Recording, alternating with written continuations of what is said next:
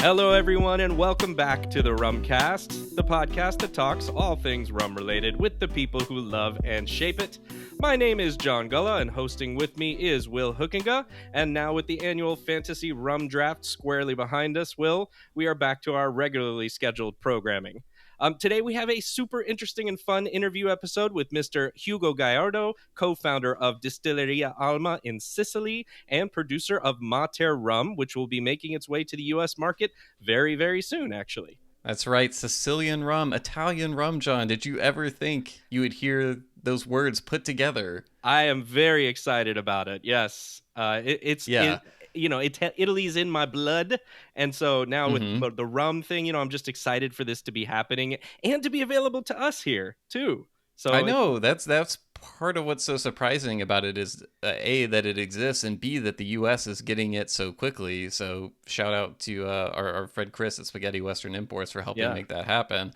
But I think the second that you and I heard about this rum, we were just like, okay, we should mention this is a cane juice rum. So it's not only just a distillery, but they're growing sugarcane in Sicily, which once you think about it, it's like, oh, okay, that makes sense based on what I actually haven't been to Sicily. I've been to Rome and Florence, but haven't made it that far south in Italy quite yet.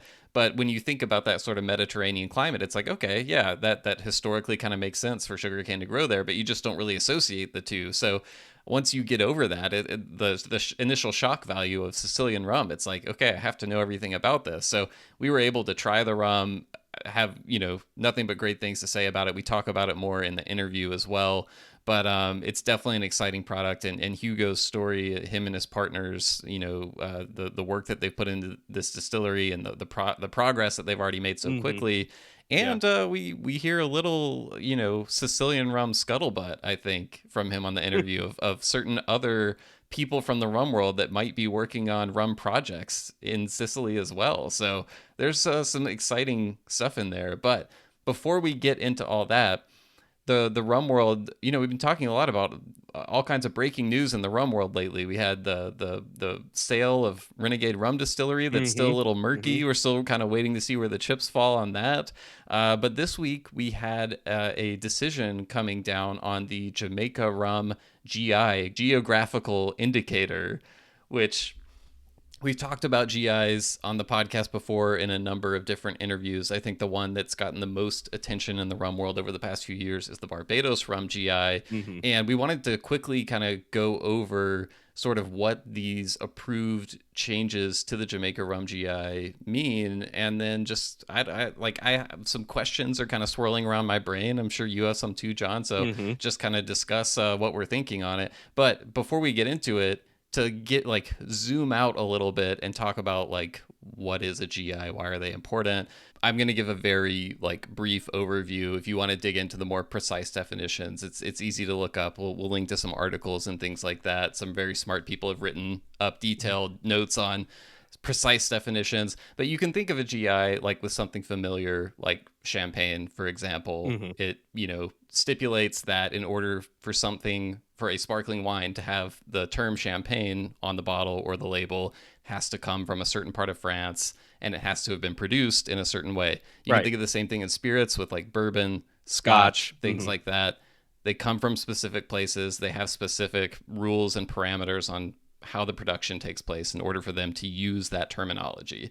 So Jamaica was coming up with a similar mechanism, a Jamaica Rum GI, so that in order to use the term Jamaica Rum on the label of a product, it would have to meet certain standards or certain criteria. That's the right word. Thank you, John. Such an impressive vocabulary. So in 2016, they started creating this. They got something that all the producers in Jamaica agreed on. But several years later, they wanted to strengthen it a little bit so that it would have a better chance of being accepted in the EU. Because that's the other part of GIs is other governments, other international entities have to be yes, we agree to recognize this thing in order for, in order to stop people selling stuff in other countries using that, but not following the rules, basically.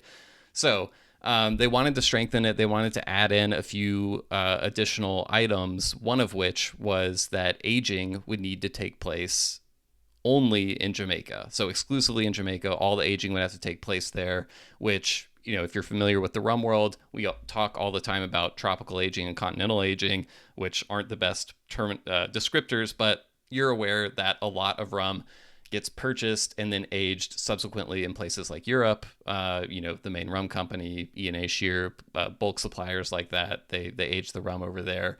So if that were to be added to the GI, then a rum that is aged, a Jamaican rum, like a Worthy Park rum that was aged in Liverpool or something like that, would not be able to put Jamaica rum on the label. Yeah. So there were some objections to the changes from National Rums of Jamaica, which is the owner of Long Pond and Clarendon distillers, and also 1/3 of National Rums of Jamaica is owned by West Indies Rum Distillery in Barbados, which is owned by Maison Ferrand, the makers of Plantaret. Sorry, like the chain of ownership is very complex, and I'm having to make sure like I follow it all correctly because I don't want to get anything wrong. It's not easy. Yeah. And so I think, Rum Geeks looking at the situation, the obvious takeaway was like, okay, Plantaret doesn't want to allow aging to have to only happen in Jamaica because their whole MO is that they take the, whatever rum they have, whether it's from Jamaica or anywhere else, and they do the secondary aging in cognac casks in France, right? So under these new rules, if you did that, I don't believe they'd be able to call that Jamaican rum. And I believe there were some other things they wanted to add in there. I think possibly allowing sweetening, and some things around, barrel size, which we can get into. Anyway, so there was this whole like legal dispute, a challenge essentially that was holding up the GI. Courtroom drama. Courtroom drama. And so that has finally been resolved. And the governing body of like intellectual properties, I think, in Jamaica has ruled in the Jamaica Spirit Pool Association's favor, which the changes that they were wanting to get in there, one of them was that aging can only take place in Jamaica. So that has been decided. I do believe National Rums of Jamaica can appeal if they want to. Their CEO, Martha Miller, put out a statement that they're considering an appeal and weighing their options. So there's a number of other things as well that were included in these changes. I think the big headline was that aging can only take place in Jamaica. There are a few other things about yeast types. There was something about the size of barrels. Aging barrels must not be larger than 250 liters. No additives other than water and sugarcane caramel. So I think, and like I said, we're trying to give a brief overview. Matt Petrick wrote a great overview article of this, which we'll link to, and we'll link to some other stuff as well. But John, what was I had questions that came to me when I saw this. How did it hit you? Yeah, so I mean, I think there's first of all, I think we should remark on the progress of something happening that I think, the majority of producers there feel good about, right? And acknowledge that if they are the creators of this and they feel that they want to protect it, that's a good thing in that way. That said, and I'm kind of couching it because I want to make sure, before we talk about some of the little things here and there that I think that's your opinion too, I would assume. Just to add on, like I feel the same way about the Barbados GI. I think anytime the people making the rum there who have the most at stake in this and the most right, the only right of anybody to really dictate what it should be. Right. I think if you have a critical mass of those producers wanting something to happen, then it should happen. They should be able to dictate that. And I think especially with something like this, I think it's totally within reason to say something in order to be called Jamaican rum needs to be aged here 100%. And I think that strikes people sometimes as like, oh, why? Because I've had great Jamaican rum. Like I really love Jamaican rums that are aged in England, for example, or Scotland or wherever. And I think part of the argument for that is if you want to build up the status of your category, Jamaica rum, right? You believe that deserves as much prestige as Scotch and cognac, any other cream of the crop spirit categories. which I believe it deserves that much respect too, and I'm sure you do as well. I think part of the equation is also aged rum is inherently more valuable than unaged rum, even though you and I talk all the Interesting. time about, well, I'm talking about economically more valuable. Yes, which is pretty undeniable. And I get that. It's going to command a higher average price when you age it. And if you have to age it in the country of origin, then the country of origin is going to benefit more Correct. Right. financially than the latter situation where it can be Yeah. aged overseas. And, taxes, revenue, and stuff like that can go to other countries rather than to Jamaica. So, Yeah, and that's a yeah. strong argument. I think the other end of the spectrum is there is a sort of a philosophical discussion also about what makes rum, right? And Mm, that's where it gets really sticky. And again, going back to what we said before, like about in a really muddy situation, who dictates? Well, it's probably the producers, right? But just for discussion purposes, for us to talk about, well, when you're saying it's been distilled in a country and it's been created there in that way, and then aged somewhere else, does it lose its Jamaicanness, for lack of a better mm, term? And that's an interesting argument philosophically to have. And at what point would it? Right? If you aged it right. 2 days outside of Jamaica, does it lose it? If you aged it 2 years, or there's a real kind of thorny conversation you can have there, and probably a geeky one that very few people other than us would probably have. But I think it's almost Aristotelian in the sense of like Aristotle had this same kind of thing that where he talked about the essence of a thing. And so Mm, that's a really right. interesting piece of this that I think there's maybe more argument for people to talk through in a like a why fashion, as opposed to what you just Mm. stated, which is the economic side of it and the business side of it, and the reputation side of it, that do kind of once you start to see that angle, I think it makes a little bit more sense. So that was the first thing that I thought of. Yeah.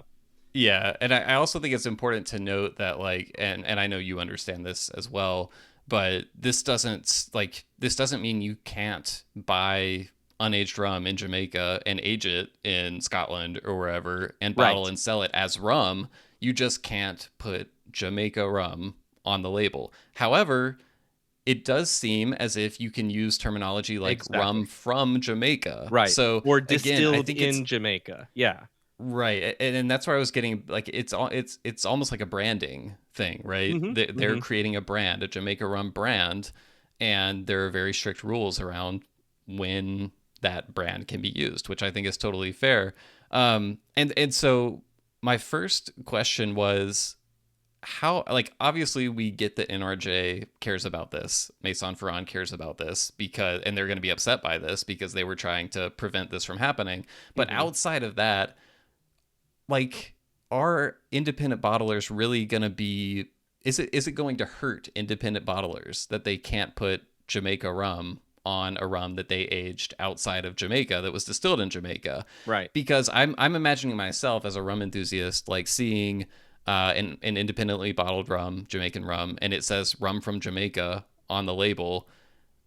Like, that's not really going to impact my buying decision. I, like, even before this, I already was aware when I saw a continentally aged rum, or a rum that's very light in color Hmm. that was Hmm. old. Like, Right. okay, oh, this got aged, probably at Maine Rum or Yeah. somewhere like that, But right? but we're the one percenters, right? Yeah, Remember. we are. So But at the same time, most rum IBs are catering to the one percenters, right? So it's like, hmm, and even if they're not, like, I'm imagining a more casual spirits drinker in a store and, like, perusing the rums and seeing rum from Jamaica. Are they really gonna immediately know the difference? I don't think it's gonna be that negative of an impact, right? yeah. I mean, there could always be a follow-up social media campaign on this, 2 years Yeah, from now, where they're saying, hey, if it doesn't say Jamaica rum, it's not Jamaica rum, right? And then that's like true. something could happen with that where it does affect sales. So I think it at Mm. least at very minimum opens the door for something like that in the future. And that may be the exact intent for all we know. For Yeah. sure, for sure.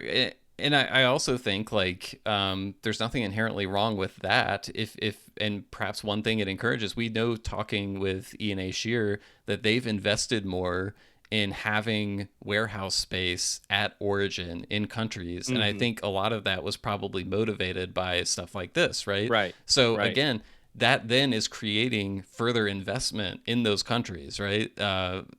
Many of which a lot of times have struggling economies. So it's ultimately a good thing that's bringing more investment into the countries if it encourages more people to age at origin. So yeah, I think there's all kinds of, we could talk about this for like 20 more minutes, I'm sure. We probably have a whole And episode. one Yeah. yeah, oh yeah, totally. And like I do this is kind of like an initial reaction type thing. I do kind of like want to follow up with people who know more details Hmm. about this, because I am interested in learning more about the aging.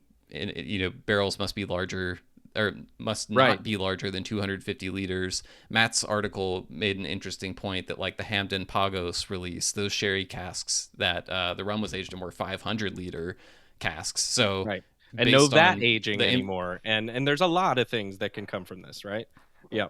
right. Like, so based on that information, you would think that those rums might not be able to be labeled Jamaican rum, which seems a little odd. But at the same time, there's quotes from Gordon Clark from Worthy Park last year on Evar's website, Rum Revelation, specifically saying like we want barrels no larger than 250 liters. So I'd love to just geek out and get all the details on like how they arrived at some of these. So perhaps that would be topics for future interviews, which I'm sure we can hopefully arrange. But Yeah. the only other thing I'll state is, what does this mean in the US? Because I do think the EU will eventually recognize this GI, Hmm. but the US does not really care about rum GIs at all.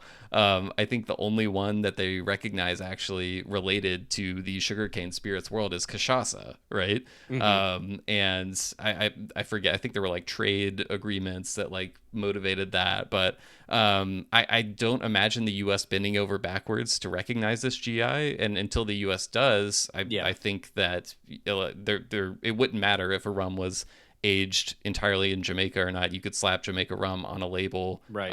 and in the U.S. it would probably still go through. So, but that's just another step in this whole process. And anytime we talk about GIs with people, these are not things that happen overnight. It's decades and decades often before countries get the protections that they're seeking. So I do think this is a really important step, obviously, and I'm glad that the Jamaican producers are the majority of Jamaican producers, vast majority, I should say, are getting what they've been fighting for. So anyway, a story we'll continue to monitor and Yeah. hopefully be able to talk about in more detail on the show. But I'm excited to get into Mater Rum and everything that's happening in Sicily with Mr. Hugo Gallardo. Yeah, you know what I love about this, Will? Every now and then we get to talk to a rum producer like Hugo, who is kind of early on in the stage of things going on, but that we also recognize are really doing fun, amazing things with what they're doing there in their distillery. And it's such a nice thing. I mean, I love talking to the well-known rum producers also, that we've had a chance Yeah, to talk to here on the program. But there's something special about when we get to talk to people like Hugo about what they're doing at almost, it's not quite a ground level, but very close to the incipient phase, I guess you would say, of what they're doing over there, and then getting to see what happens with it over time. So it's obvious to me that Hugo is really in a good place with what he's doing and how he's doing it, and I love his perspective. And it's fun to be able to continue to find more people like this in the world that are doing things like this with rum that are unexpected, you might say.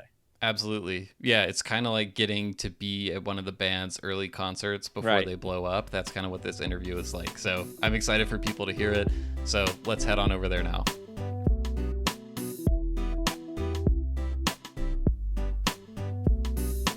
All right, we are here with Hugo Gallardo, co-owner of Alma Distillery and Mater Rum.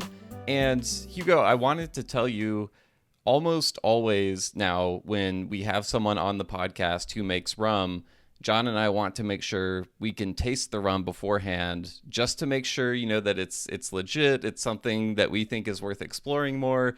And that doesn't mean that like we both have to think it's the greatest rum ever, but it at least needs to be something that's, well made that we think people out there might appreciate. Hmm. But I think sometimes we come across a rum that is so inherently interesting that we're almost willing to just jump in sight unseen. Like, I don't even care what the rum tastes like. I just want to know more about it. And I think that was kind of the case with your rum when we heard rum made in Sicily. Like, that's interesting enough on its own. But then we also hear it's made from locally grown sugarcane. And then you hear they're doing single varietals and all this stuff. It was just kind of like, sign us up now. We want to know more. And Chris from Spaghetti Western, who's your importer in the U.S., he was able to send us some samples, so we were able to try the rum.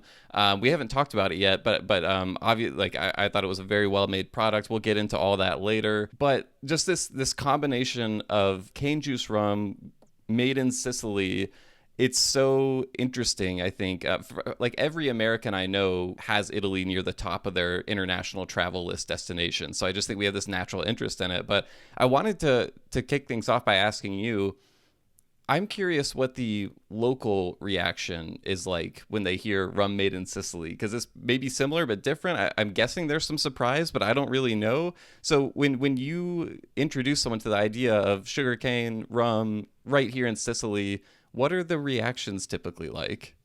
So the first reactions are the surprise, because most of the locals, most of the Italians, and more of the Sicilians as well, they don't know that sugarcane was grown in Sicily Okay. for centuries. So sugarcane was introduced in the island in the 7th century from the Arabs, Mm. and was grown until I think the 14th century. So almost 8 centuries. And Sicily became the biggest producer of sugar at the time.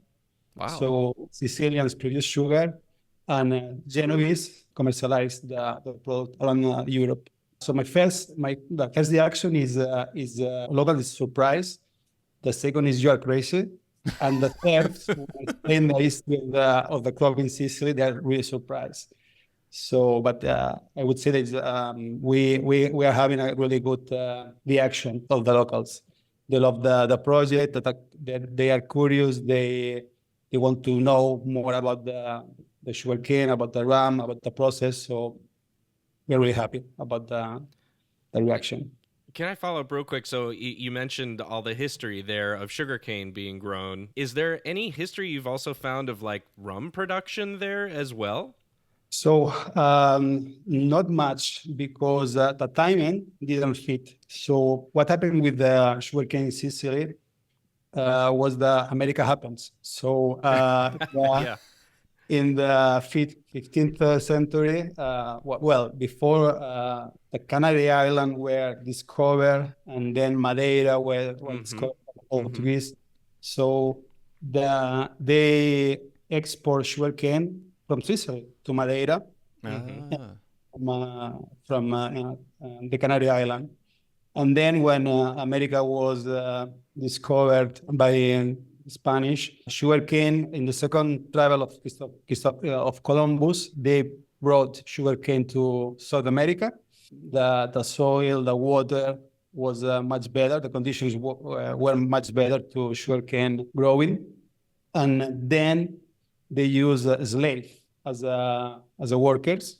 Right. So the sugar from America was much more cheaper than the Sicilian one. So sugarcane was in 1 century disappeared completely from there. So you guys started in 2021. Yeah. I'm interested in just how did you end up there? Because correct me if I'm wrong, but you're not originally from Sicily, right? I believe you're from Spain, if I'm remembering correctly. How did you end up there, and how do you go from, well, there's sugarcane here, but not really since the 14th century, and nobody knows it now. How did you get this idea? Was rum always part of the plan? Like, what came first, the sugarcane or the rum, sort of? And like, how did you decide to do this, basically?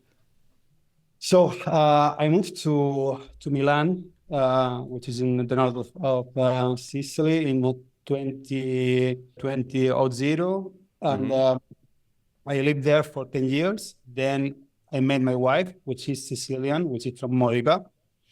And we got married and we moved to Australia for a couple of years.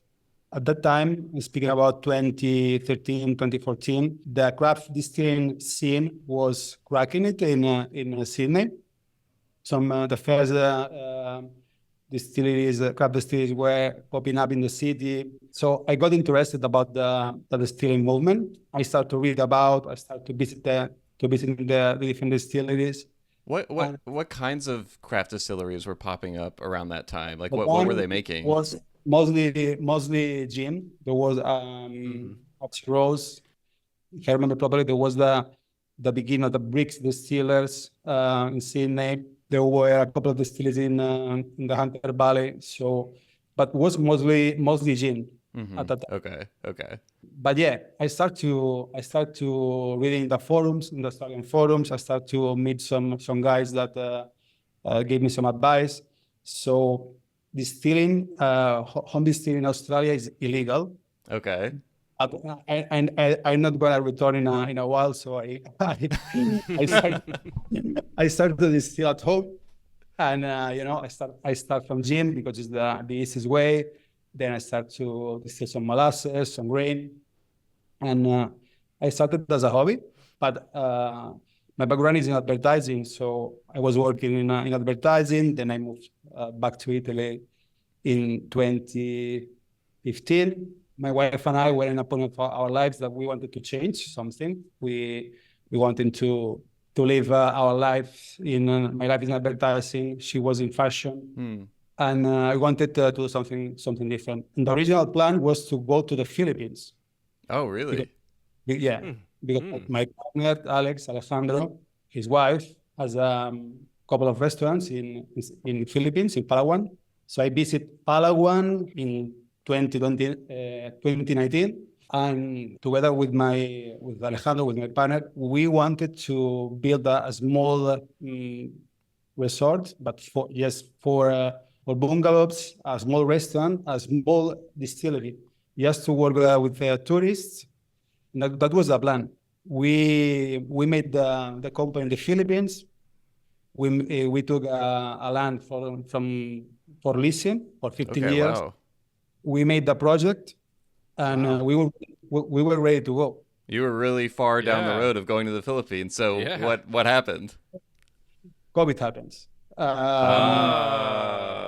Of course. Was quite. Now it's funny, but at that time was terrible. So I quit my job. My wife quit her job. We leave our house in Milan, and we came to Sicily to spend some time with my wife's parents. My dad at the time was 1 year old, so we went ahead to spend some time with his grandpas. And then, if you remember properly, 2020 was strange because in March, it seems that we're gonna die. Yeah. And in May, at least here in Italy, in Sicily, COVID disappeared. Everyone was around. It seemed that it was gone. But the news we got from Philippines were terrible. The country was closed for 3 years. So I got stuck in Sicily. So I couldn't go back to Milan. I couldn't fly to Philippines. Right. So not the worst place to be stuck. Yeah, Sicily, that's true. Yeah. No, at all. But was at that time I was really, I didn't know what to do. So by September, I called my partner Alex. I called him. I said, "Look, I cannot wait 6 months, 1 year, 2 years. Without doing anything."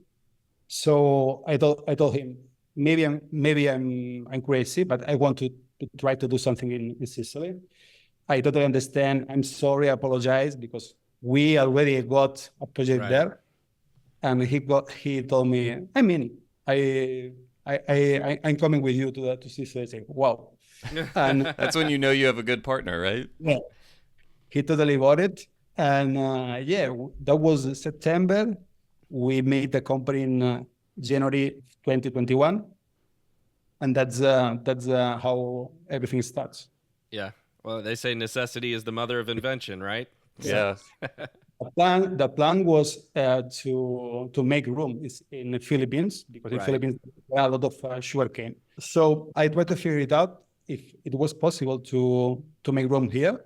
I knew the sugarcane was grown 7 centuries ago, but I didn't know how to find sugarcane seeds. I didn't know if the yield is going to be reasonable. Right. So it was an act of faith, because we started a rum distillery without knowing if sugarcane was going to grow. So we we started to we put our hands in 4 different sugarcane varieties, and we start to make some tests right behind the distillery. And so we got the license last year, and we made our first harvesting straight away, and that's how everything starts. It's crazy, but it's also awesome. It's like starting a car dealership, but you have no cars, or like a restaurant, but you have no food. And you're, Well, in that's this case, awesome. you start to building a car, but you don't know if you're gonna have gasoline, Right. petrol. Right. Right. Yeah. No, I mean, just like knowing that backstory, the fact that the distillery is already at the point of where it's at, where you even like have products out there to show people, is super impressive. Because just deciding like, okay, we're gonna do a rum distillery. If it were just like a regular rum distillery that was doing molasses or whatever, it would still be a ton of work to get to where you are now. But the fact that you're growing, like I always tell people, cane juice rum distilleries, it's not just a distillery, like it's an agricultural operation too. And that like learning how to do that is an entirely separate thing from then learning how to actually make distill good product from it. So, and there's so many things that can go wrong because like the weather is now a factor. And so it's super impressive that you're already at the point where you're at. I mean, we did it because we didn't know at the time how hard was going to be. Yeah. Probably, That's a good thing sometimes. Yeah. probably if someone told me, "Oh, you're fucking crazy." Sorry. Yeah. That's No, it's fine. It's fine. Oh, you're crazy. There is a lot of work, a lot of, as you said, Will, a lot of things that could go wrong. Probably I would think it twice. But yeah, we did it. So still, there are some problems. Still, there are some things that we have to figure it out. Right. But, we are proud about what we have done until now, to be honest. So Hugo, you mentioned you have a background in marketing and advertising, and your wife also in fashion. I feel like that shows looking at some of the bottles that you've put together in terms of the design and the overall structure. It's really simple and clean, but stands out, which is not something you see a lot from craft distilleries. A lot of times it's just kind of a bottle there. Here it's about what's in the bottle, but you guys are, I think, doing a great job of presenting what you're doing as well. And I noticed Distilleria is called Alma, right? Distilleria, my pronunciation's terrible, but Alma. That's correct. That's absolutely correct. And you went with Mater as the rum, which is the Latin for mother. So I see what you did there. You have Alma and Mater. What came first there, and in terms of your identity, and how did that come together? So the naming is a mix of different things. My daughter name is Alma. Okay. And we wanted the spark to change our life was my daughter. So was the fact that we were waiting for a kid, and we were working 16 hours a day. I was working the weekends. I travel a lot, so we wanted to change our lives, and that was the spark to start the distillery. See. By the way, I still work 16 hours a day. I'm sure. Yeah. Yeah. The idea was to change our life. So she was the reason why we started the distillery.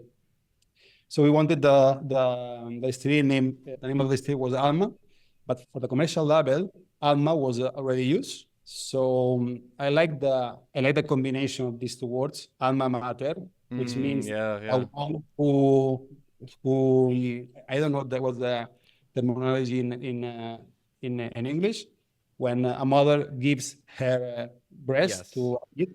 Like So nourishing mother. Yeah. Yeah, it's nourishing mother. That's the traduction.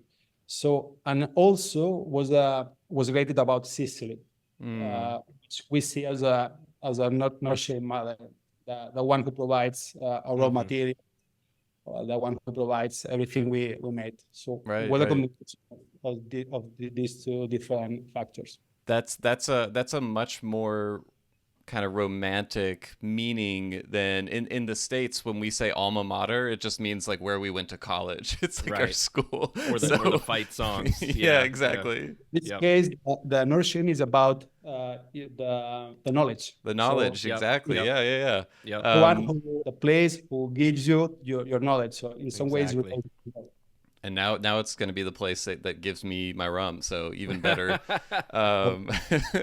So I want to, before we just move on to the rum and how it's made and everything, you know, we kind of went over, you decided to start the distillery in Sicily and boom, you're in business, but you were just talking about the 16-hour days, all the stuff that went wrong along the way, all the lessons learned.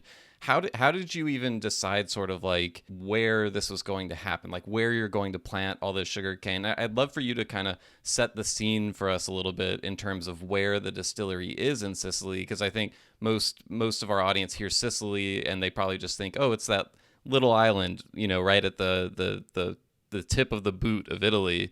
But like where in Sicily, what is the landscape like? How did you decide where to plant your cane fields and everything?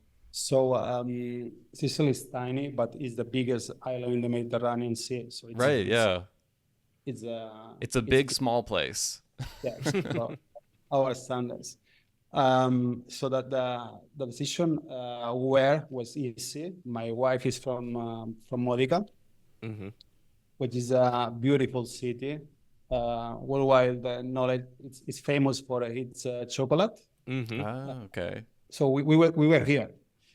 So as I mentioned before, it wasn't planned. So I had to start to figure it out where to start the distillery, the building, and when to plant the sugar canes. As I said before, it was COVID, everything was closed. And now it's funny, but I go out in the morning with my car, and I travel around to see. Just drive.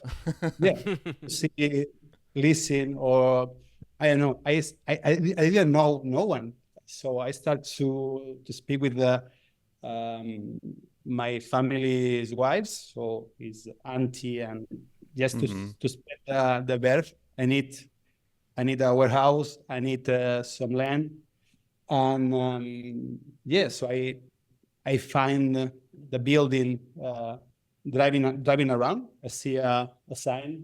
It's for leasing, so I call, and that's the story. And it's a really good location because we are between Modica, which is at 14 kilometers from the sea, and the sea. So we are at 7 kilometers from the sea. We can see from the distillery. Yeah. And we find our first hectare in Marina di Modica, which is in the sea. So it's our plantation. It's about 1 kilometer from the sea. The second plot we found it in San Pieri, which is at 5 minutes by car from the first plot.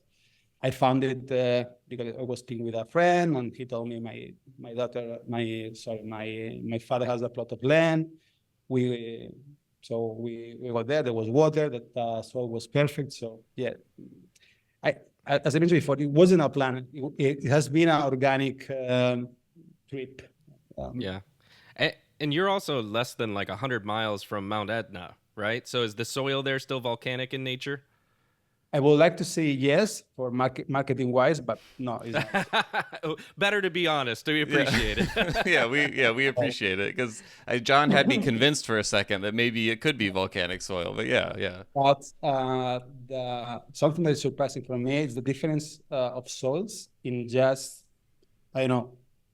several square kilometers. The difference between the soils just moving from 2 kilometers is amazing.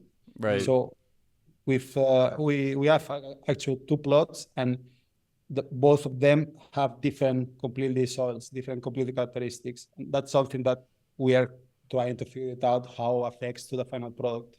Right. And match up the varietals maybe and all of that. Yeah. No, I was going to say, because when I didn't taste the rums until last night, actually. Like I was saying, I was already so like sold on just finding out more that I was like, I don't even need to taste the rum. And then I was like, oh wait, I need to taste the rum before the interview.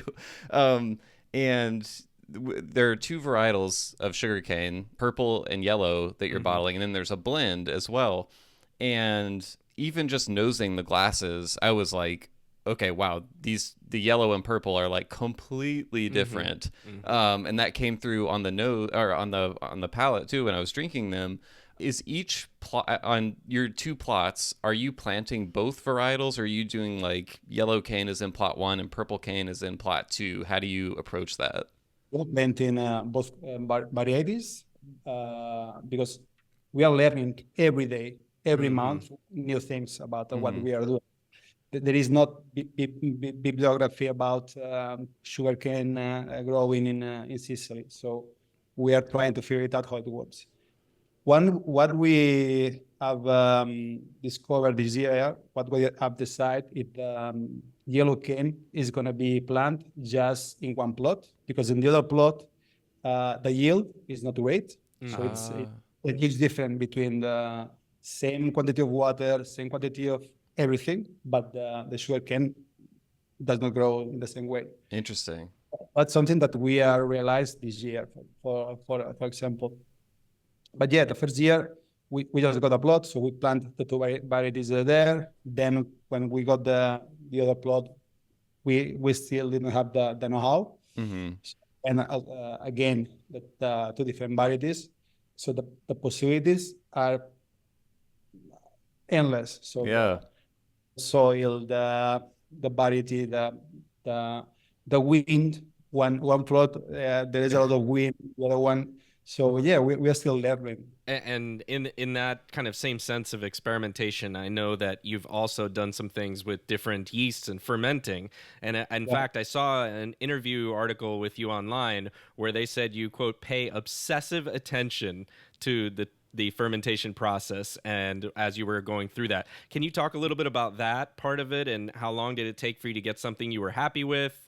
So the last year was a experimental season. We used different yeast. We started to use selected commercial rum yeast, which gave us good results. But we had a problem with that, because this yeast is selected to pump some esters, banana, ananas. The product was nice, was gentle, but using this yeast put us in at the same level of hundreds of different rums, because you can recognize these esters. I see. So your flavor profile was very similar to others, and you were looking for something more distinct. So what we are trying to do, and as I mentioned before, we are still learning. We are still on the process. So our sugarcane, it's super healthy, because one of the things that be the only ones with this culture, so they are not disease. They are not disease because we are the only ones. Right. We harvest by hand, so like the sugarcane arrives in the distillery clean, super clean. So what we want to do is to respect the raw material and show what this specific variety and this specific plot can give us. That's what we are trying to do. So during the process, you can help the raw material to take one direction or another. Right. With jigs, with several products, with the distillation method. So what we are trying to do is to show the raw material as it is. I don't know if it's going to be the best rum in the world. We're working for it, but for sure it's going to be our rum. So what will be the best rum in Sicily, that's for sure. There you go. Yeah, but so the good thing to be small, and the positive thing to don't be in a place with a regulation, Martinique, Guadeloupe, or something, is that we can have fun trying different things, trying harvesting in different times of the year, using different yeast, different distillation methods. So we are still figuring it out what we want. So we are start to figuring out what methods or what yeast, what soil, what variety. But it's gonna be a process. I feel it's gonna be a process that is gonna take years. It's not it's not gonna finish in a couple of years. So yeah, we talk about that all the time with we're fortunate to get to talk with a lot of distilleries, and many of them are newer, and we talk about how long, and they talk about how long it takes to make some of these decisions, and to really kind of go through the scientific method process of figuring out what do you like, what's your identity, not only what's good and what's not good, but also like how do you want to shape this. It's a craft, right? So I know that's important. And speaking of that, I actually was hoping you could clear something up a little bit for me in terms of the distillation. So yes. I believe, do you have is it a copper hybrid still? This one. Ooh, getting the stills right there. Yeah. That's awesome. Yeah. Super cool. So you've got a pot, and it looks like a column as well. Is that correct? It's an hybrid still. So there is the pot, and then there is the a small column. We got 6 plates. Mm-hmm. We can turn them out, or so we can use 6 plates, 4 plates, 3 plates. We are doing some tests around how many plates we want to use. But it's a really small pot still. We work around 2,000 kilograms of sugarcane every day, and that's around 1,000 liters of wine, of wash. Yeah. And that's around 150 bottles a day. Wow. 2 distillations. Well, so that's what I was going to ask you about, is you have some that say they're single distillation and some that are double distillation. And I wanted to ask about what goes into that process and how you're applying that. So last year we distilled twice. We used the double distillation method, but we felt that our product was too clean. It didn't have any mistake, so it was clean. Right. Was very light, was sweet, but it's not what we wanted. So this year we changed to just 1 distillation. We use the column, and the rums that are coming up have, in my opinion, have much more personality. You can feel the sugarcane much more in the nose and also in the palate.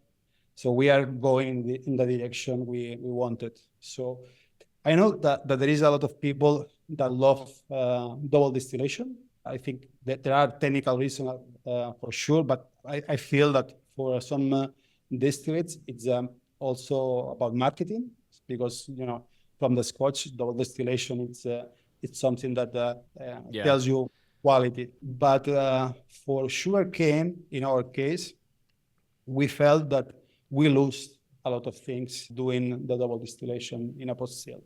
Yeah. So probably we will keep doing single distillation for the next year.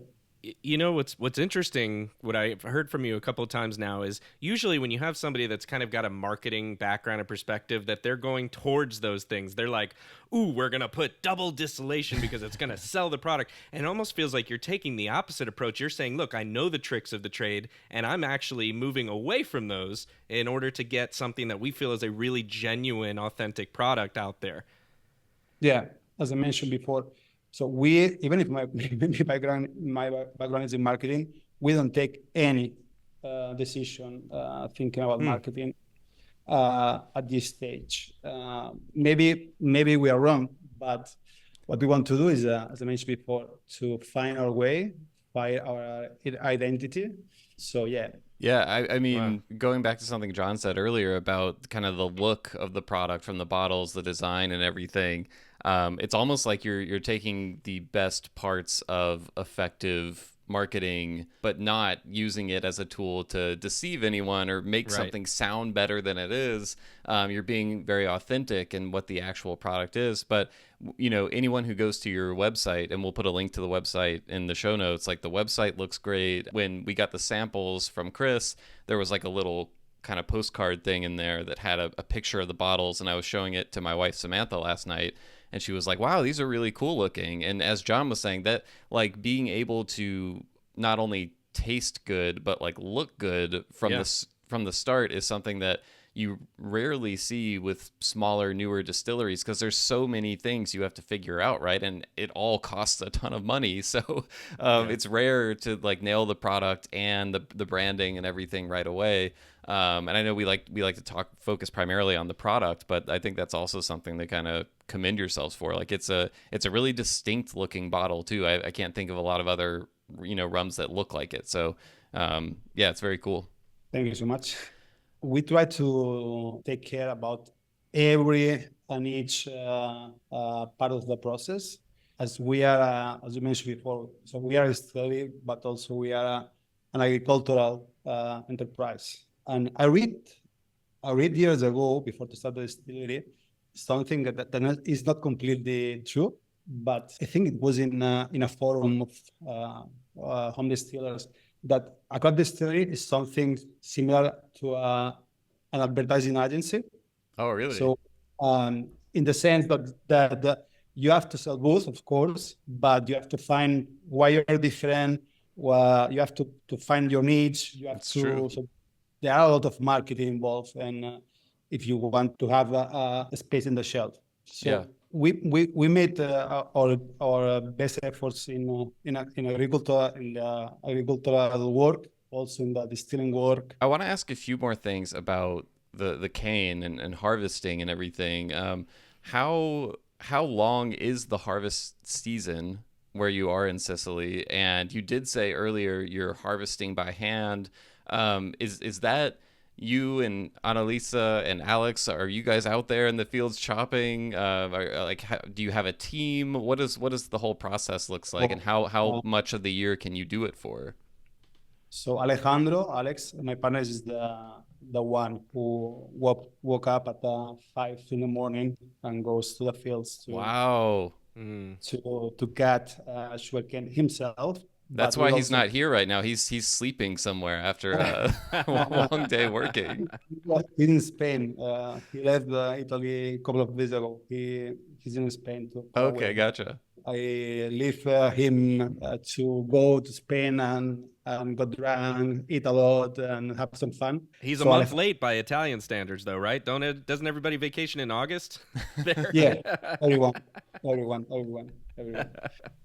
So Alejandro is the one who takes care about the agricultural part, and we have a small team of 2 other guys that help us to cut sugarcane. Okay. And then there is another guy who transports sugarcane from the fields to the distillery. Then usually Alejandro makes the mill, the crushing itself, with another guy. And meanwhile, I'm distilling. In the morning, I make two batches. So the same. Sorry.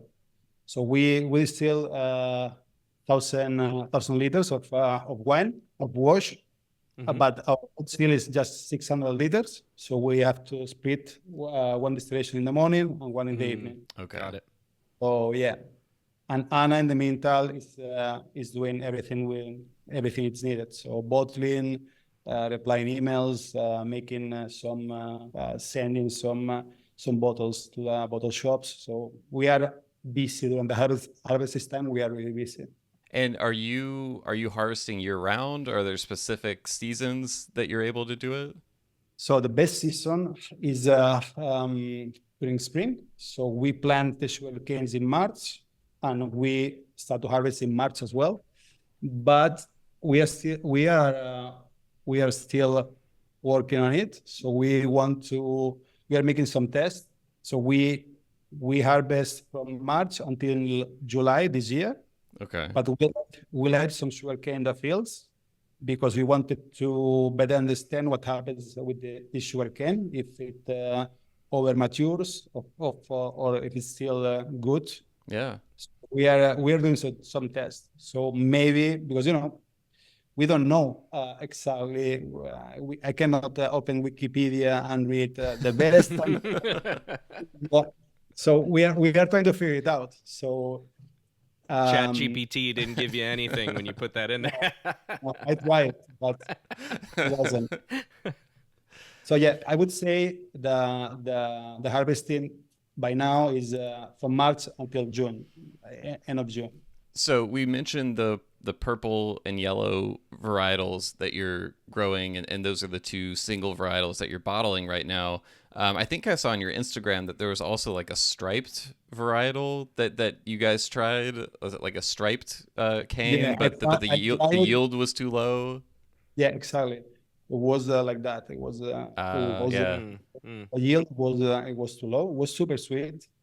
We didn't we didn't even make some final product with because the yield was very Just like this is very- not going to work. Yeah. Yeah. When you taste the yellow varietal rums versus the purple varietal rums, what are the things that stand out to you in terms of the difference in the rum that they produce? So both of them have this sweetness Yeah. in the nose. I mean, also in the palate. Probably the purple cane, the red cane, is much more pure. The yellow cane is maybe a little bit more apricot in the nose, but the cane has a distinctive nose and also of oil of olive. Yeah. It's also much more salty. Yep. And I think it's quite interesting. I prefer my preference is about the yellow cane rum because it's not that clean. I would say it's a little bit more rougher, but it's what I like as a consumer. Same On the other here, hand- actually. I have to talk to Will later about what his favorites are, but I agree with you, Hugo. So I actually the biggest things that stood out to me when I was tasting last night was the yellow of the two. I think is the more approachable one. If I were introducing someone to the rum, I would start them with the yellow. I knew you were going to go here. Go ahead, keep going. Yes. I'm not saying that's my Okay. preference. Okay. I have a preference one way or the other. The purple one is kind of like a different beast. I was really surprised is. at just how different they were, and the purple, like much more savory flavors, like kind of like you were saying, salty, briny, olives, stuff like that. But what I actually, and I did a quick tasting session last night. I'll keep revisiting them. The blend was really interesting to me. I thought it was a well executed blend, and that was kind of like as I was tasting through them last night, I kind of kept going back to the blend. But I definitely think it's a mood dependent thing. I think the yellow one was very kind of comforting and fruitier, and the purple is like kind of aggressive, right, in like an interesting, cool way.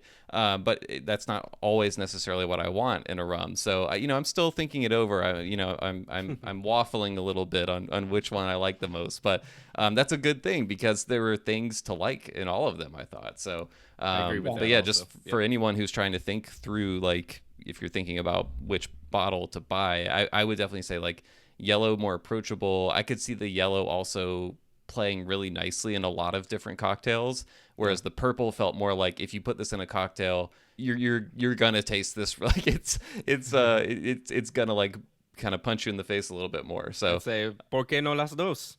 exactly, yeah, you can use the blend too. So yeah, So I think also so some people come by to the study and we make some drinks, and I think also, but it's something that I'm realizing in life. So in this moment, also the moment of consumption of these two rums. So one of the guys who tasted the other day is a chef, and he gave me an interesting perspective.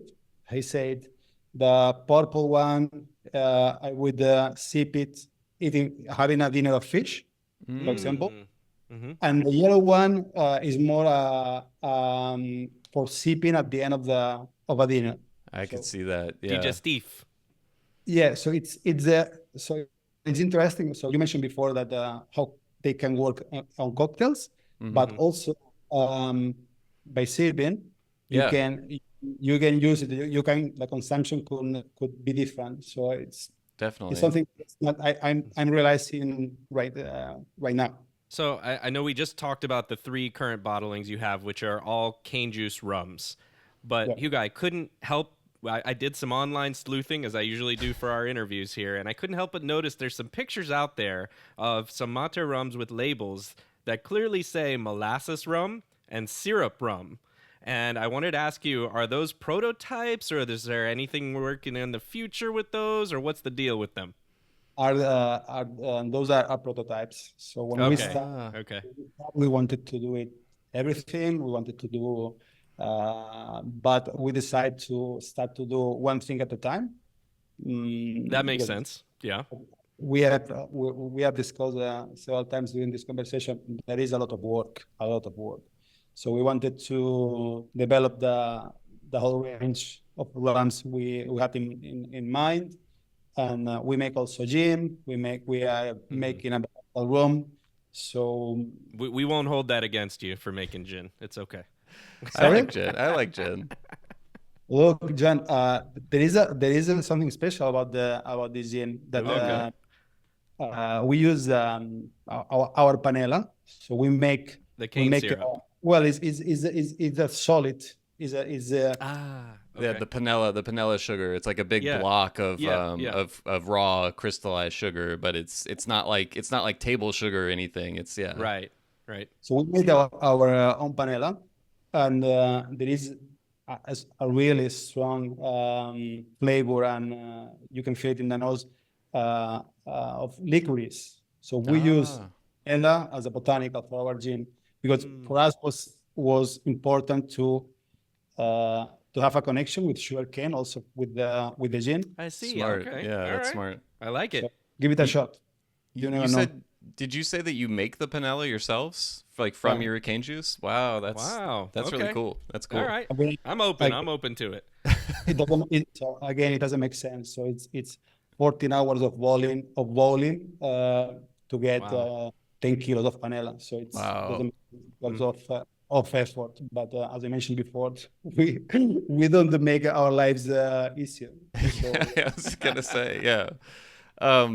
I wanted to ask a little bit more about Sicily. Reading yeah, through your website, my translation here might be a little bit rough, but your website essentially says that Sicily is a complex island that, quote, stands at the center of the world and yet seems on another plane of existence. That's a rough translation. So I wanted yeah. to ask, what makes, for people who haven't been there, what makes Sicily distinct from other parts of Italy in your eyes? So the cultural differences, maybe differences of whatever comes to mind.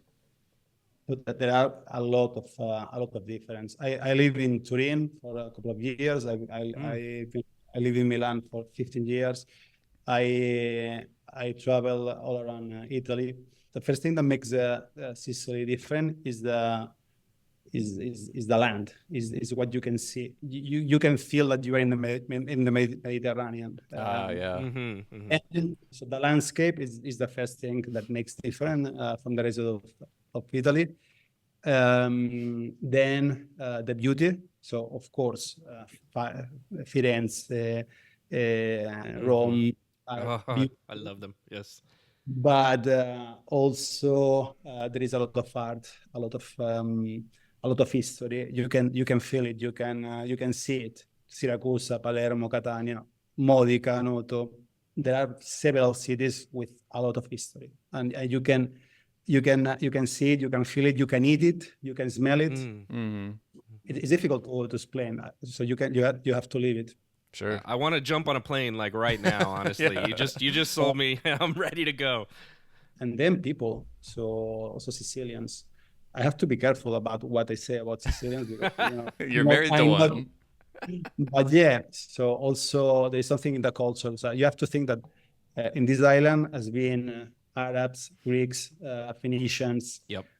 Spanish. Mm, It's a Not historical crossroads in a yeah. yeah, way. Yeah. yeah, Yeah. So I think the combination of all these things is when I don't live here. I came here in vacation. I used to think, but it was something that I didn't share with no one. But I think that there are a lot of things to do. So there are I could see a lot of opportunities in agriculture. So just for distilling, you have grain. We are surrounded about grain. We have fruits, any kind of fruit. We have grapes. In Sicily, are produced very, very good wines. And now you have sugarcane. It's a Luna Park for a distiller. Yeah. And there are just 5 distilleries in Sicily. So we Wow. are one of the 5. So yeah, it's for me it's a really vital place with a lot of energy. Yeah. Sometimes too much energy. But yeah, so it's home. It's the place when we want to grow with our daughter, and yeah, so it's a wonderful place to visit for sure. I'm glad you mentioned that. I was going to try to work in some sort of reference to Sicilian Amaro because I love Sicilian Amaro. It's really great stuff too. So it's because of all of the different things that you just mentioned there that I think are involved in that making of the Amari as well. So that's really, really cool. I'm ready, Will. Let's go. It's Rumcast does Sicily. I am going to, my wife and I are going to Spain next week, so I won't be too far. Where in Spain? We're going to Madrid and Granada. Okay, Granada is one of my favorite cities in Spain.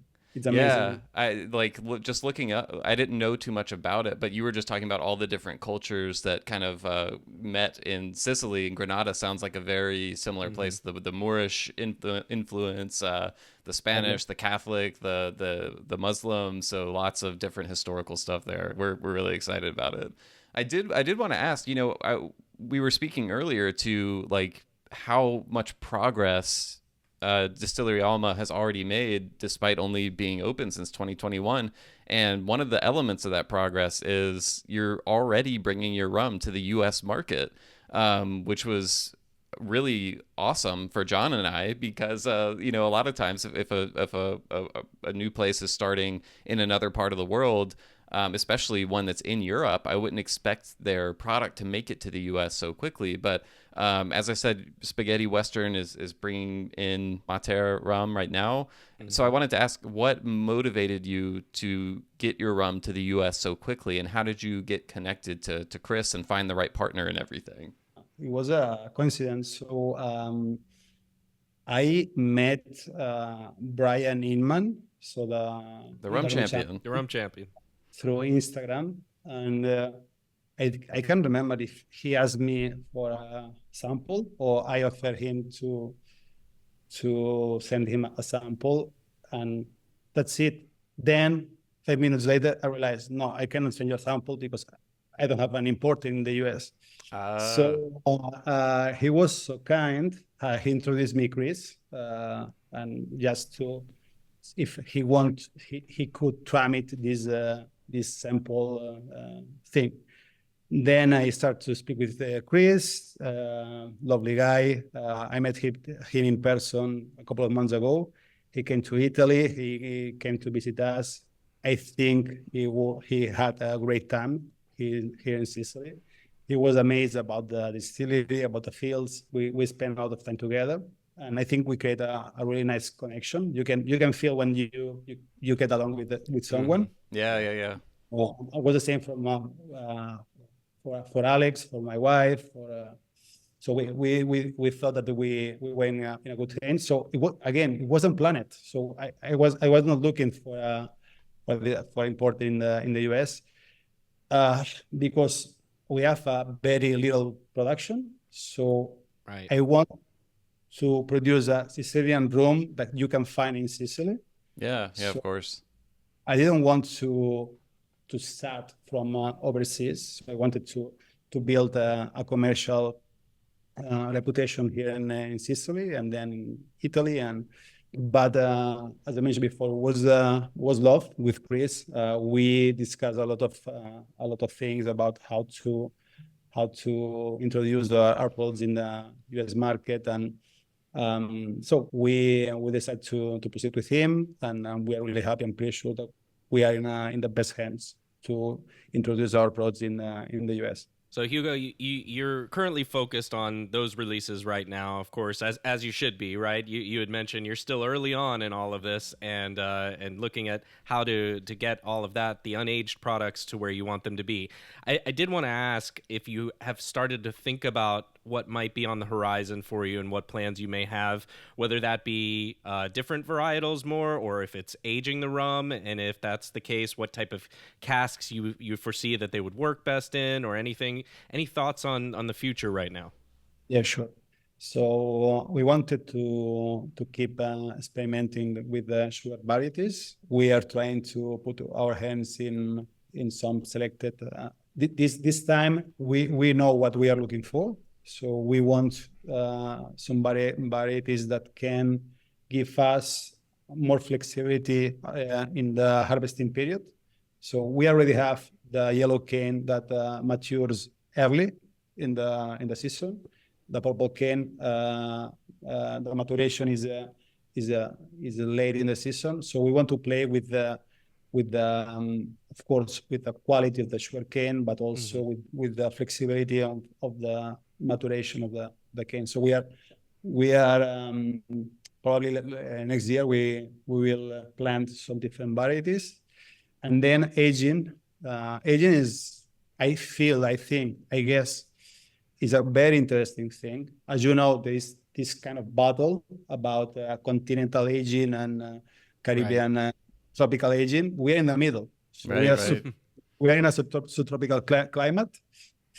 There is a huge range of temperatures during the year. So 1 month ago, there were 45 degrees Celsius. No idea about Fahrenheit. So I don't know exactly, but I know that's very hot. hot. That's Very, hot. very It's like hot. 100 plus. Yeah. Very hot. Very hot. Yeah. And then in the winter, we can get 5 degrees. Very cold. So there is almost 40 degrees of variation. Also, the difference between night and day is huge. Yeah. Although I don't have any interesting to discuss about what is better, tropical maturation, continental maturation, but I'm pretty sure it's going to be different. We are still aging some barrels. I talk every day with them. I take care of them. I'm very curious about what they can produce. So for sure, it is going to be for us a big thing. But we are always speaking about small quantity, for sure.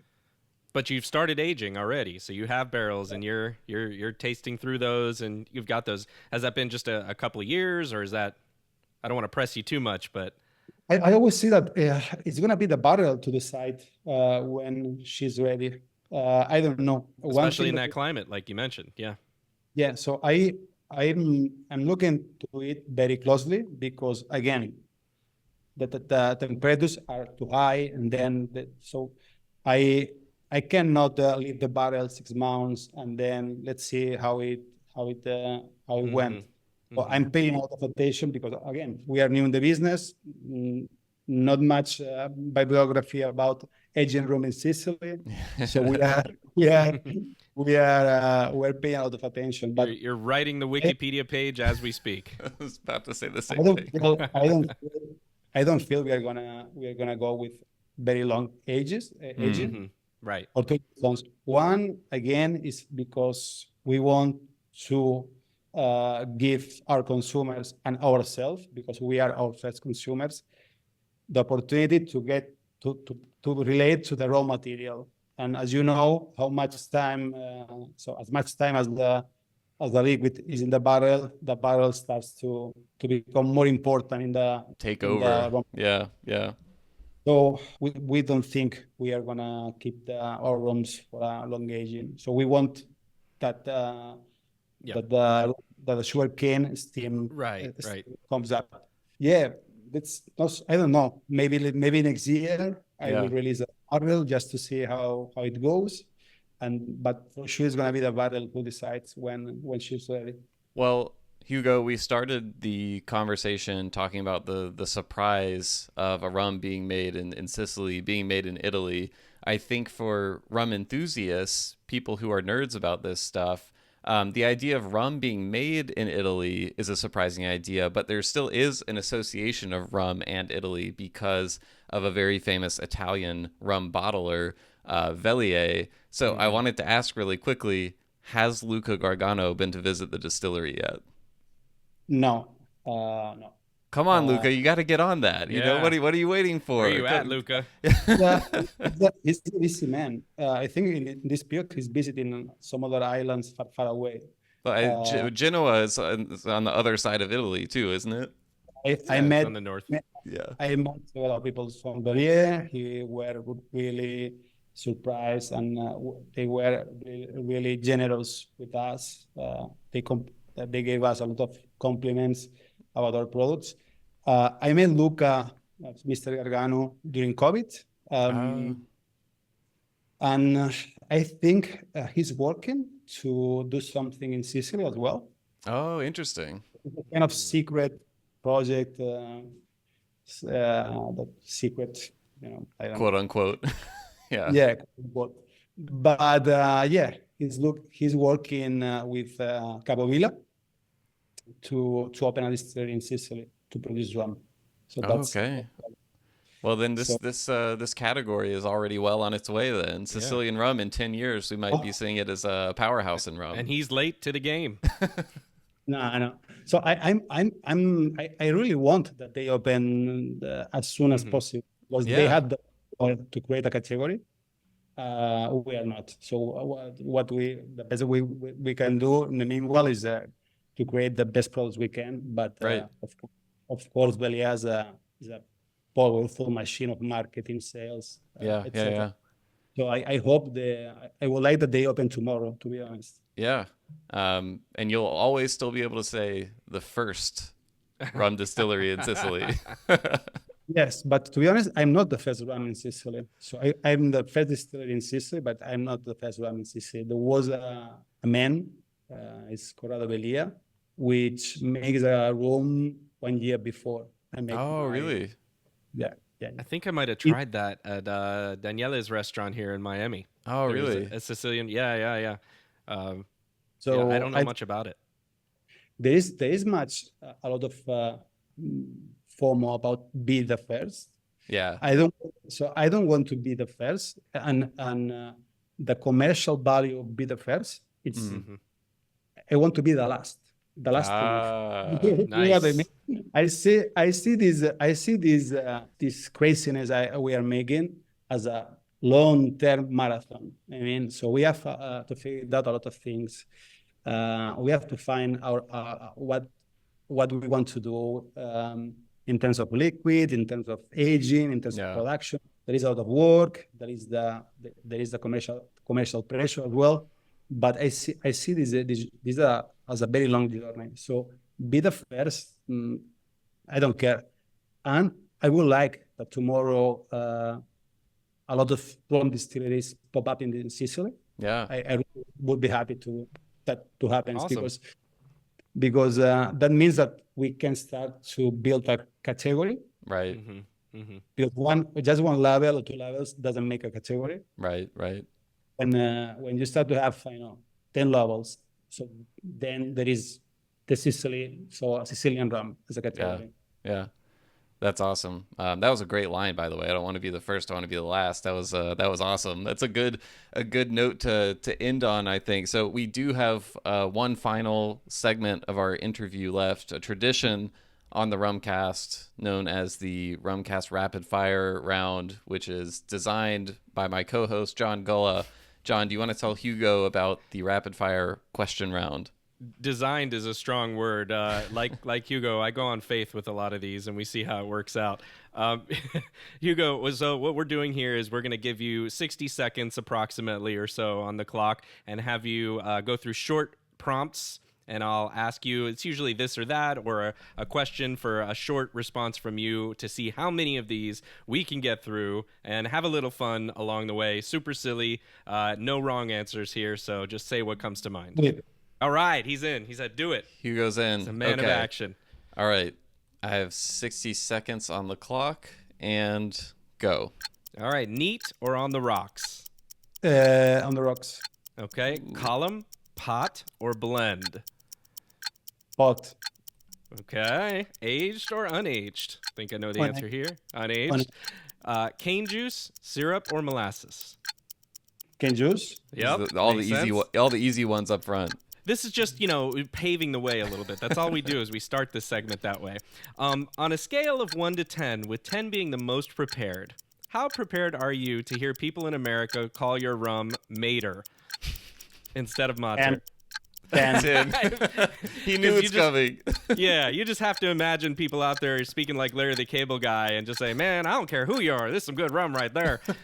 All right, your favorite Sicilian rum cocktail? There is no one yet. Oh, You have to invent it. out there. Yeah, get on it, Sicilian bartenders.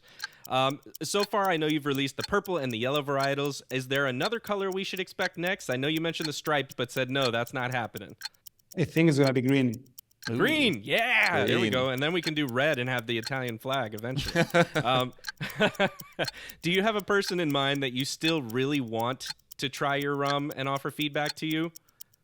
For this one, I need to take some time. Yeah, the long canner. Oh, the Lance. Lance. Yeah, We've got the hook up there. Maybe we can arrange that. Yeah, we'll look Yeah, into I that. believe we That's a can. good one. All right. He was one of the reasons why I started to do this journey. That's So awesome. yeah, I told you in private, Will, but also the work you done during COVID with your videos and Oh yeah, the live streams. Yeah. American Rum. Mhm. And also you were a kind of inspiration to do this. Wow. Oh, stop it! Thank you. Great.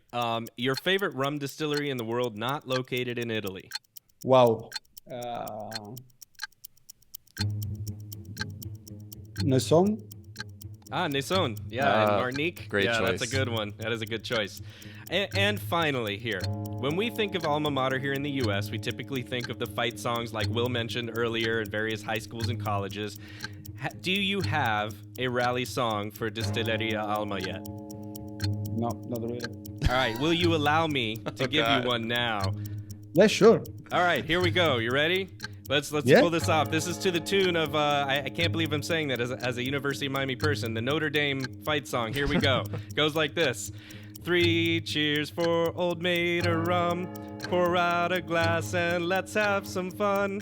Purple, yellow, and both too. It's Sicily's cane juice rum for you. You're right. Oh. Well Amazing. done. Yes. Thank you, Juan. Thank you so much. No problem. You can use that royalty free anytime you want. It's yours. That's I believe Notre Dame's fight song is public domain, so there you go. we got time on that, by the way. The first ever rum fight song, I think. Amazing. I had no idea that was coming, which is I didn't read the rapid fire questions in advance, which is why I spoiled the alma mater thing that you had It in there, worked John. perfectly. But that's also super dangerous for you to not look them over in advance. know, Will. yeah. You're my Yeah. safety net. Yeah, no safety net on that rapid fire round, but Hugo did a fabulous job. So, Hugo, thanks so much for hanging out with us on a Saturday. Before we let you go, is there anything else you wanted to add that we didn't get to? Anything coming up exciting that you want to share with all the rum enthusiasts of the world out there? If someone happens to be visiting Sicily, you are more than welcome. All right. Awesome. Well, that's a hard invitation to turn down, and as John was alluding to earlier, we'll have to take an official Rumcast trip to Sicily at some point. We have an excuse now, I think. So, anyway, thank you so much for doing this. It was great to learn more about everything that's happening at Alma and with Mater Rum. So we're really excited to see what comes next. Let's see. I have no idea, but I'll let you know. All right, thanks, Hugo. Thank you, Hugo. Thank you so much, guys. Thank you.